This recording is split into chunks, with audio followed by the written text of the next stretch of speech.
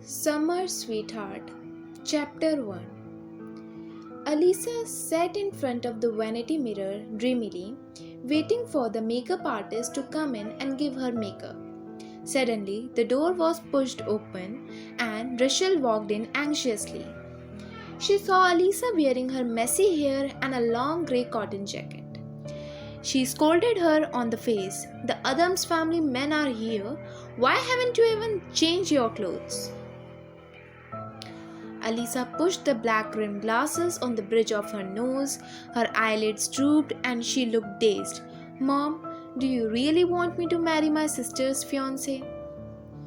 Rachel thought she was going to regret it and her face turned pale in anxiety.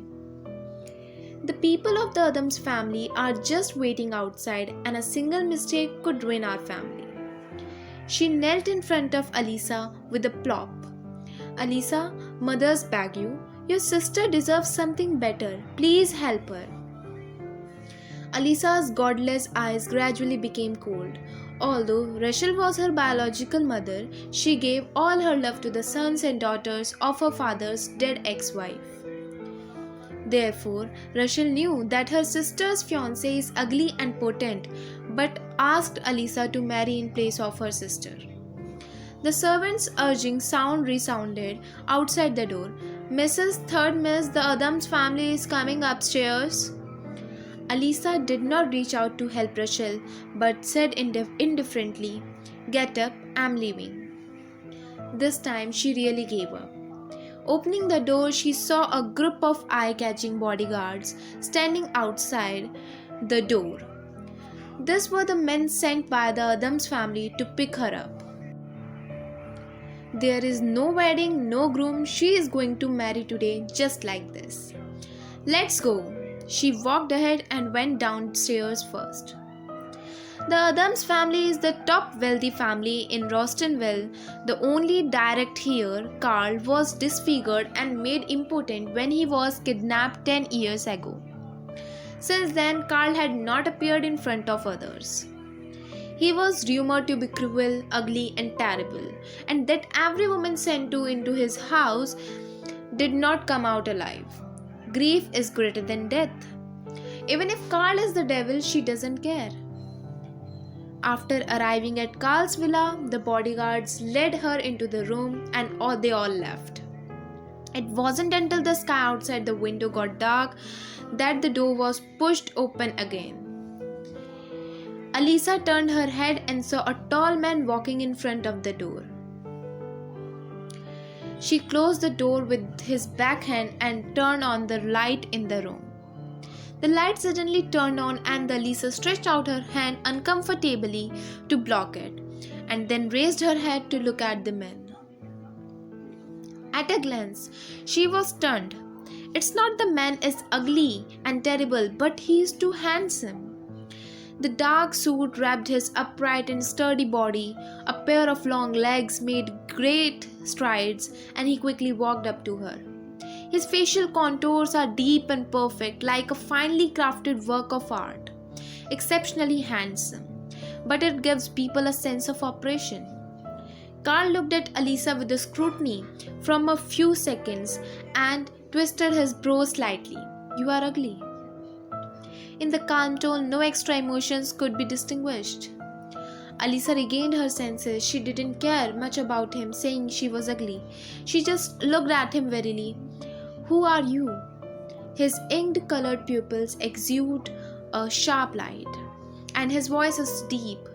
You don't know who you are married to? As he got closer, Alisa shuddered, with the bitter breath coming over her face. Powerful aura oppressed her slightly, but she still straightened her back. Of course, I know that the person I married is Carl. When Carl heard the words, the sharpness in his eyes gradually converged, and then a trace of clarity flashed. It seemed that she was another woman who believed the rumors. Married to a man who was ugly and impotent, her expression seemed too calm, and his calmness made him interested. He curled his lips and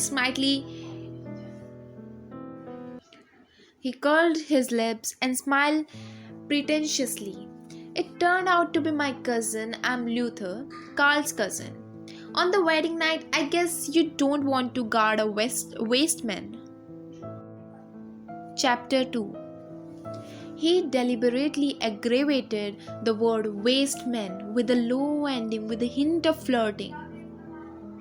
The man deliberately approached her, and the bitter breath became stronger. Alisa moved aside uncomfortably, and after a short period of doubt, she believed his words.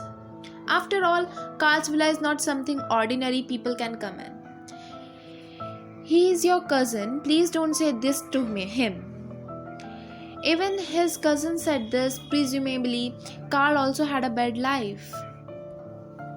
Alisa felt a sense of sympathy in her heart. Even if the Adams family is a top-notch giant, he must have had a hard time in these years. A flash of surprise flashed across Carl's black eyes.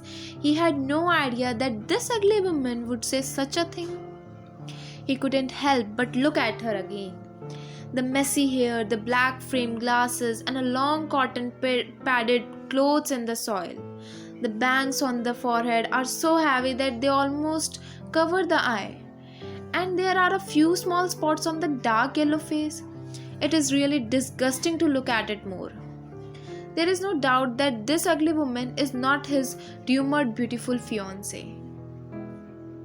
But the people in the Adams family didn't care whether the woman who married him was ugly or beautiful, as long as it was a woman who could pass on and receive them. And even if they changed individuals, they would not pursue it as something offensive.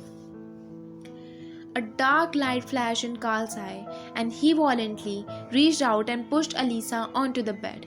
His tone was unabashedly contemptuous and malicious. There is no one else here. You don't have to pretend. You grow like this. You must be a virgin. I will take it a good thing to satisfy you. After speaking, he directly reached into her clothes. The delicate touch is almost addictive at the touch of it. Snap. Alisa tried her best and slapped his face with a little palm. Don't think that others are as nasty as you. Before your cousin comes, get out immediately, and I will assume that nothing happened. Although she tried to stay calm, her trembling hands. Carl's face was sullen, his body exuded a deep chill. No woman ever dared to do anything to me. Because of the struggle, her glasses had fallen off, revealing a pair of eyes that were unexpectedly clear, and her trembling eyelashes showed the owner's tension and fear. Carl moved for a while, but he felt soft-hearted, but he didn't know why. He stood up, trimmed his shirt, and gave her a cold glance. You continue to wait for that waste person here. Boom! It wasn't until the door was closed that Alisa's tense nerves relaxed slightly. Outside, some bodyguards saw the red marks on the Carl's face and said, Master, your face? Carl touched his face and said blankly, I was hit by the door. What door can knock five fingerprints on the face? But the bodyguard didn't dare to ask more, and only handed in a document respectfully. This is Mrs. Young's personal information.